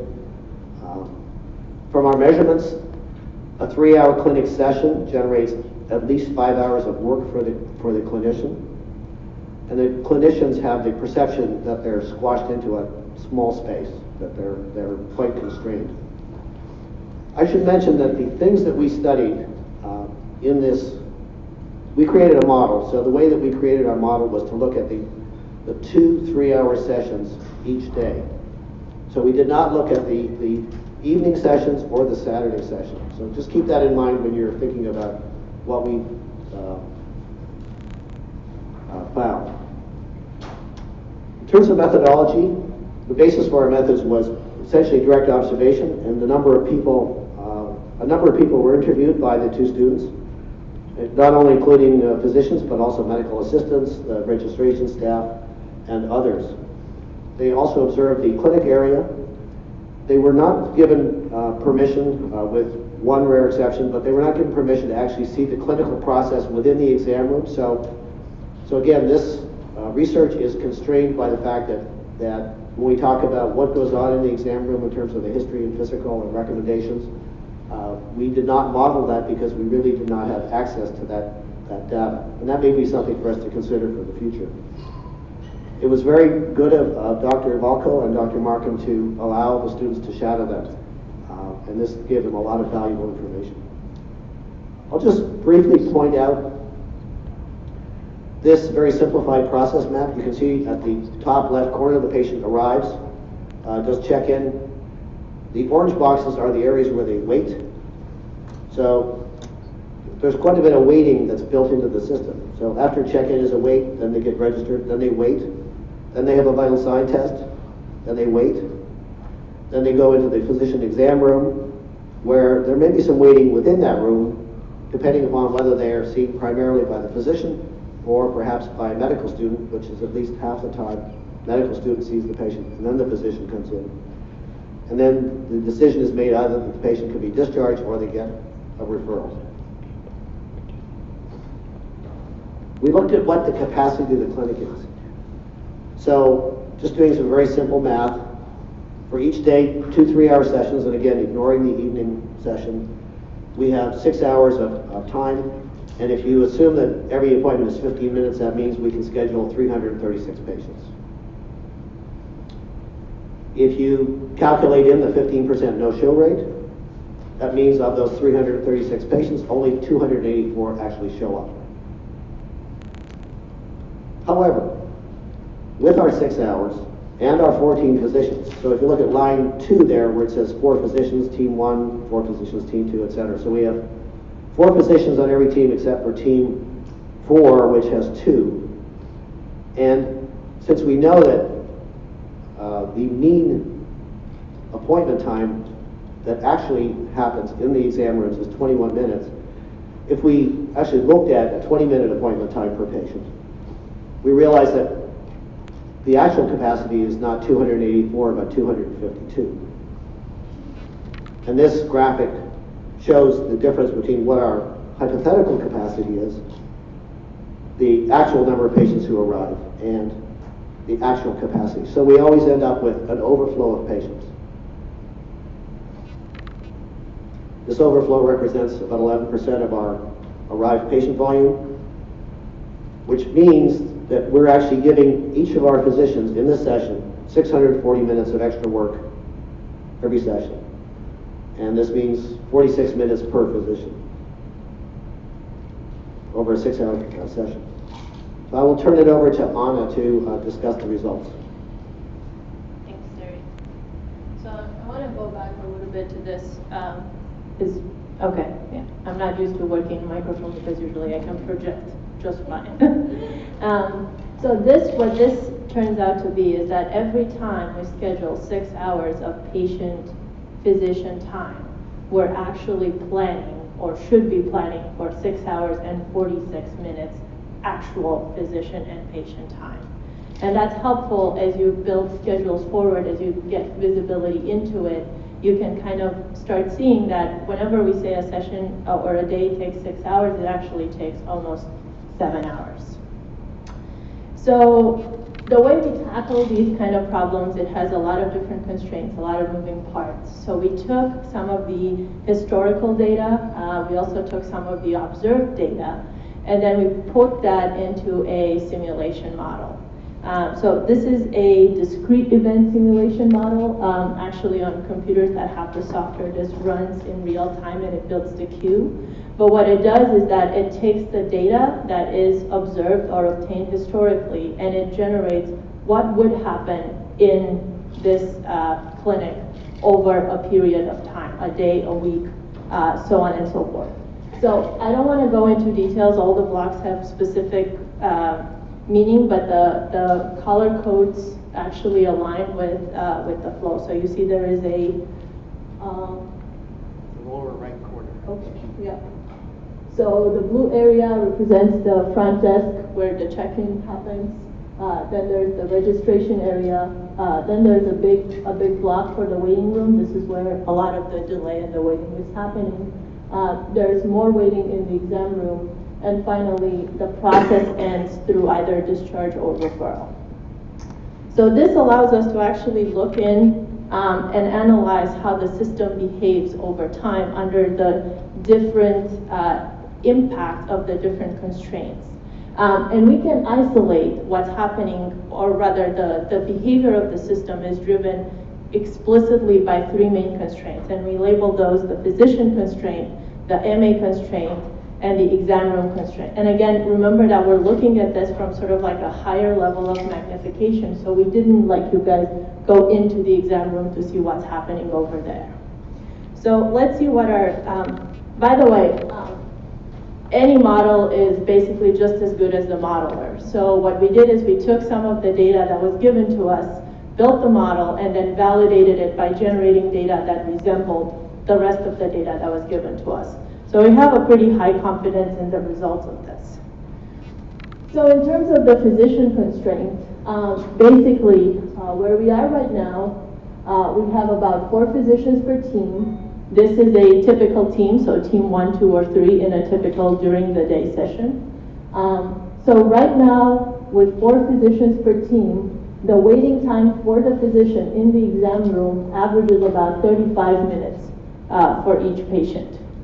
Now, one thing that we did is we looked at what happens if we add more physicians. As you can see, the curve flattens out pretty quickly, but it also drops very quickly. So if we were able to add 1 more physician in this, let's say this is team 1, then the wait time for the patient drops significantly by about 50%. You can also see that it doesn't go on forever, so there's actually no point going beyond this 7 physicians, because at this point we're going to hit a different constraint that becomes our limiting factor. Then we also looked at the other side of the constraint, which is, okay, assuming the same number of physicians, what happens if we play, like if somehow we have a magic globe that allows us to reduce the time that each patient is able to spend with a physician. So again, looking at this, currently each patient spends about 21 minutes with a physician, and at that level, the waiting level is about 35 minutes. However, if we reduce that to this 15 minutes that's actually being scheduled, we would be able to reduce the waiting time to about 15 minutes or so, again dropping by 50% or so. So again, if we were able to reduce the appointment time such that it matches that scheduled time of 15 minutes, then we would also be able to reduce the waiting time significantly. Then we also looked at the MA constraint. So similar sort of idea, what would happen if we increase the number of medical assistants, and what would happen if we somehow enable them to do the vital test signs and their work that involves direct patient care quicker. And you see that this is actually pretty flat. So not much is happening here in terms of increasing the number of MAs doesn't significantly reduce the patient waiting time. Similarly, decreasing the time to perform the vital test, which is right now around a little bit over 3 minutes, doesn't really increase. You should pay attention to the trend line here. There's a lot of noise in the data, so that's why you see this sort of like curve going all over the place. And lastly, we looked at the number of the exam rooms. Like as Terry pointed out, one of the difficulties is the perception of the lack of space. So we said, well, what happens if we take away rooms or if we add more rooms? Well, it seems that adding more rooms wouldn't necessarily help. And I think that's because at this point, the recurring message is that the limiting factor here is physicians. Physicians are the bottom constraint of this process. So if we want to put our constraints into perspectives, basically the physician constraint is the first bottleneck. Solving that will probably allow us to hit some of the other constraints, the MA and the exam room. However, affecting those two, so adding more exam rooms or making the adding more MAs on one team wouldn't necessarily help, because our limiting factor currently, with the current setup, is actually the number of physicians and the time the physician is spending with the patient. So we got all this from the data that you guys gave us, and there's a lot more we could have done, and I'll have a slide talking about where else we could take this. But what does this mean? Well, like I pointed out, again, if we are able to add one more physician for the team, we could reduce the waiting time by at least 50%. Similarly, if we could reduce the average time the physician spends with each patient down to the 15 minutes that we're actually scheduling, that would also help tremendously. We know that those are not really good solutions. It's hard to add more physicians when we're already in financial trouble. It's also hard working with the doctor. I know you can't really tell them to hurry up because you need to see more patients. So we try to see whether there is actually a different solution. And there is. So we try to look at the breakdown of the patients, and it turns out that not everybody needs the same, and this is where averages are not particularly helpful. So we clustered the patients in terms of the time they take with the physician. So we had about 300 records, of which 200 or so were full, complete records. And we were able to see that actually a significant proportion take less than 10 minutes. And then even a bigger proportion are in the 11 to 20 minutes range. 15 falls in this area. And then we have a couple of outliers, 20 out of 200, that's about 10%, might even take more than 40 minutes. So then the idea was born, what if we could have a flexible scheduling or flexible appointment scheduling system? This would not reduce the time each patient spends with the physician, but rather allocate it more accurately given the type of need they actually have. So just a quick schematic. On the left side, you see what's happening today. We assume that patients A, B, C, and D are all the same. We schedule all of them for 15 minutes. What happens is actually patient A came and then he took 37 minutes. Patient B arrived, let's assume on time. This obviously goes out the window if they're not on time, but assuming they're on time, they come and they wait a lot. Patient C comes in when he's scheduled and A is not even done, and then D already has a long time to wait. So all of these, B, C, and D, are waiting a whole lot of time. In hindsight, it would have probably been very helpful for all of you to calculate exactly how much each of them was waiting, but you can kind of see from the picture that there's a whole lot of waiting involved. Well, if we had a flexible appointment scheduling system, we could schedule patient A for 40 minutes. If we actually took 37, the doctor would have 3 minutes to, I don't know, drink a sip of coffee, fill in the charts, get ready for patient B, ideally, so that they're proactive rather than running behind and being constantly frustrated. Then patient B arrives when he's scheduled and he has his 20-minute slot. He took 21 minutes, but that's okay. Patient C is only now 1 minute behind, let's say maybe 2 or 3. It's still better than whatever he was waiting before. And then patient D, C and D might actually have 10-minute slots. Let's say if they're repeat patients, or if they're coming, if we know somehow that they're coming for something quick and simple. So, of course, that kind of raises the question, what should we do and how do we move forward, and can we know this information that helps us with this flexible appointment scheduling system? So there are a couple of ways in which we could take. We had one semester, we had to, with Bond's help, we had to iron out a lot of kinks related to how we get Lehigh students to Jefferson Family Medicine, and we get them badges and so on and so forth. So there are a couple of areas that I think are worth exploring moving forward so that we can build on this analysis towards decisions for the family medicine. So one of the teams earlier brought this up, sort of like looking at the financial break-even analysis. Adding one physician is expensive. Scheduling fewer patients is probably expensive as well. How expensive relative to some of the other alternatives and relative to the impact on patient satisfaction and potentially outcomes from the current insufficient scheduling system. A second area could be to look at actually more robust scheduling patterns. So for just a quick example, airlines are able to recover after the thunderstorm that happened this afternoon. Philadelphia Airport won't be backlogged till tomorrow. How do they do it? Can we adapt some of that scheduling pattern that can build in robustness so that we can recover after a patient A took 3 times as much as he or she was supposed to take? We can look at process improvement, and this is where a lot of the projects that you guys did are looking into. Like, can we optimize either the walking, the flow of the encounter, or the communication such that what's happening in the exam room is actually more efficient?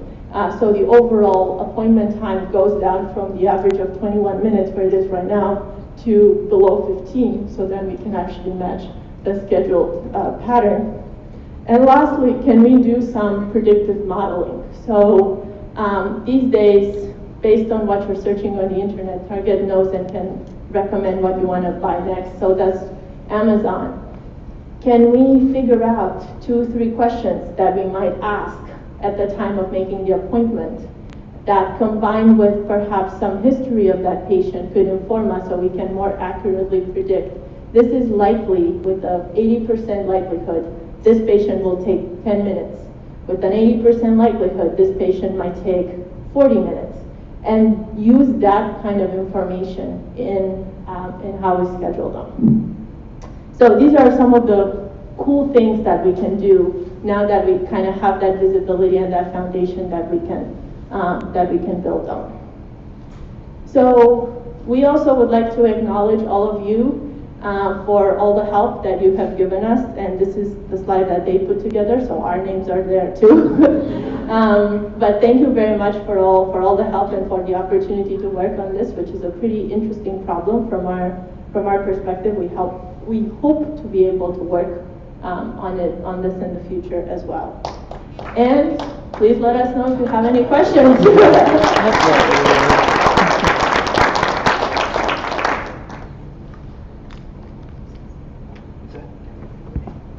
I mean, yeah. I guess sure. Okay, just for time, we're running a little bit out of time, but there are refreshments in the back, so I know a lot of folks. One question, yeah.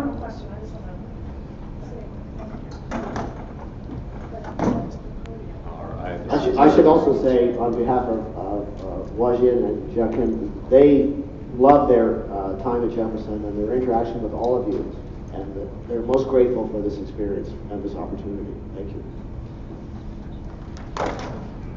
So I think probably everyone knows me, but I'm Chris Aronson, I'm the chair of the Department of Family Medicine. I just want to say thank you to Dr. Koo and his whole team, and especially to all the students for doing this work. We really loved having you with us. We've learned a ton just watching your process, and the presentations today were just awesome. So hopefully we'll be able to implement a lot of these things in the practice. So thank you all very much.